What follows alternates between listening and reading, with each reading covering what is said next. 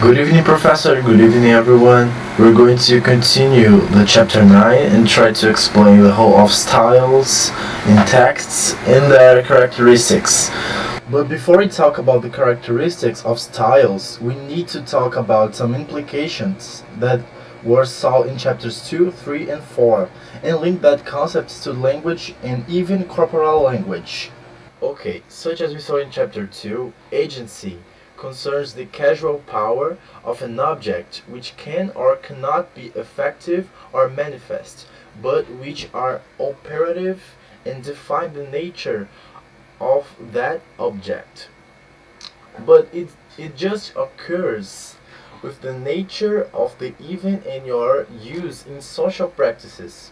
It means that just the interaction of this casuality with the people can make it be realized. Then in the agency we have the social agents, that text or text set up between the elements of the text. But for instance, the grammar has some restriction when it comes to make combination of words to create and organize sentences.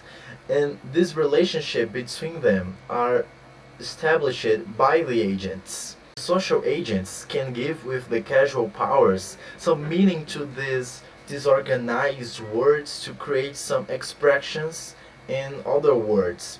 For instance, here in Ceará, we have much expressions that if you see in the literal meaning, it doesn't make any sense, but the acting of the social agency bring to them ways to express feelings, irony, jokes, and etc. We could apply some examples at this implication, like that was quoted in chapter 2 of Culture, Chaos, and Control in Managerial Work. At this example, the author uses the meronomy to give a meaning to the semantic relation which didn't exist before, and the manager as a social agent. Bringing to everyday life, even the expressions we use commonly can be applied to this case. For instance, idento or cão chupando manga, as I said before, express some feeling or joke originated by the social agents, in this case, the people. In the second application, there is a return to chapter 3, which centralizes in how the power relations affects in different ways the people through the dialogue. For example, in different social classes, the social events and the nature of their orientations modifies the way they do the prediction of interaction, because the meaningful constitution, its constitution as a moral order, as a power relation, and even the amount of resources are changed. Increasing to this idea, the dialogue consists in a generalized and unfinished flow of verbal exchanges, composed of signs that are marked by an axiological orientation of the users who always answer to other signs as they are produced in the expectation of a response. In response to the first question, we could assign the negotiation and the opposition or difference of meaning to the structure of the base of dialogue, because the pause between the people making the communication flow among them and develop the verbal exchanges said before. The second one, in my conception, maintains itself as long as the resources of communication establish some equality among the speakers. In other words, the social events have to provide conditions to the social agents to interact with themselves, like Socrates with your dialectic method in public square, providing dialogues with the people. And finally, the third, the communicative strategies are excellent ways to keep the dialogue stable and organized. But for this, it's required external agents out of the speakers to mediate all the discussions, to reduce their difference in the interaction. At the third and last implication, it's approached that individuality and collectivity inside the text and the discourses. I think that's the most common thematic between the topics remarked here, in parallel to the first, and can be found in casual conversation normally. On political discourses, this resource is oftenly used to make the people feel more represented by that politician or leader of some institution. For this, it is necessary to put yourself in the group, talking with personal pronouns like we. Then, over time, when these we's are multiplying, the people gains more confidence and feel more powerful. This way, manipulating the discourse. Okay, so that's it. Now that's with my partner. Bye. At this point, we're going to talk about characteristics of style. The styles are divided into some linguistic features, phonological characteristics, vocabulary and metaphor, and body language. In the first, the phonological characteristics are pronunciation, intonation, emphasis, and rhythm. When we are listening to something, the oral punctuation is marked by the ear, regulated by the feelings that we must emphasize, and by the ideas that we have to emphasize. Still talking about the phonological characteristics, faulty pronunciation, for example, comes from physical and psychological reasons. So the voice determines the speaker's own personality and emotions. If you are happy, sad, hurried, safe, the first identification of these behaviors is transmitted by the voice. In the second point, vocabulary and metaphor, the social identity, messages, and personality are carried by the variable selections that people make with words. It's more about choices, which words the person is using, including whether and how much and how obscenely they curse, for example.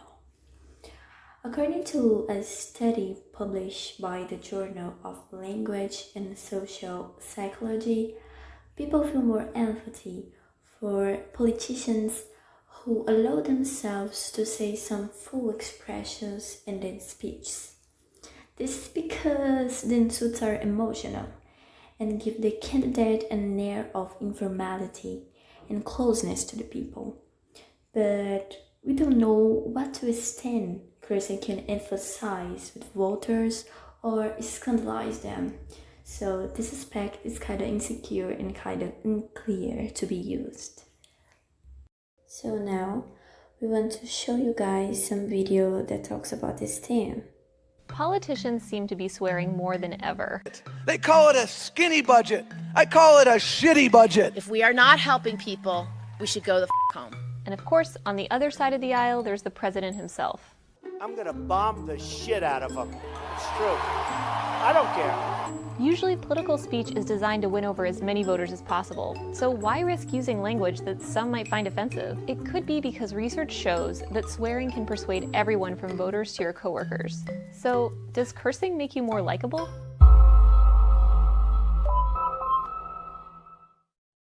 Comedian George Carlin's classic list of words you can't say on TV aren't so rare in public anymore. We're shit, piss, fuck, cunt, cocksucker, motherfucker, and tits.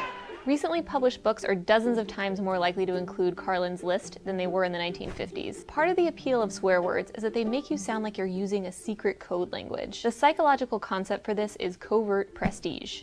This is where you try to appeal to a narrow group by using a special language tailored just to them. And swearing isn't the only way to build your covert prestige.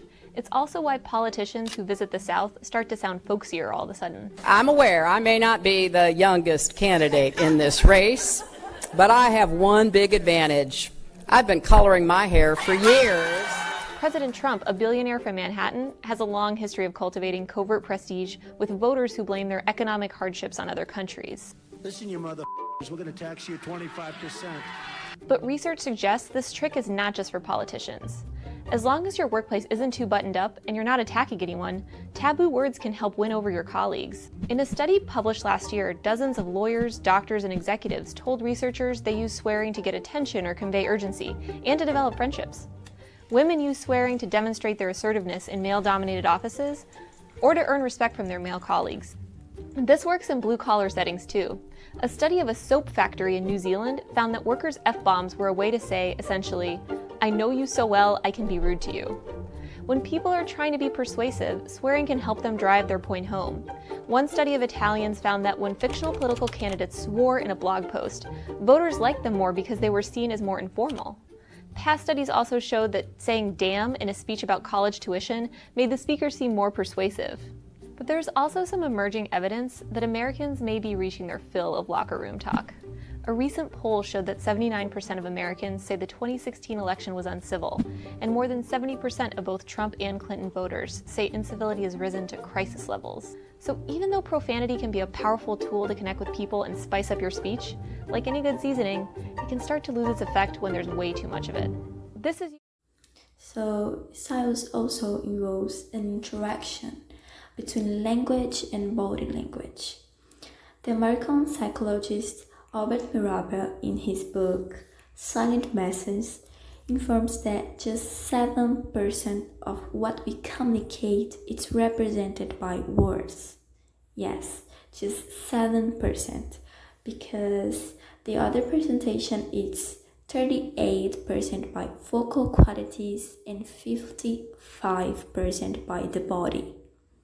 So, with our assessment, we conclude if the person is calm or not.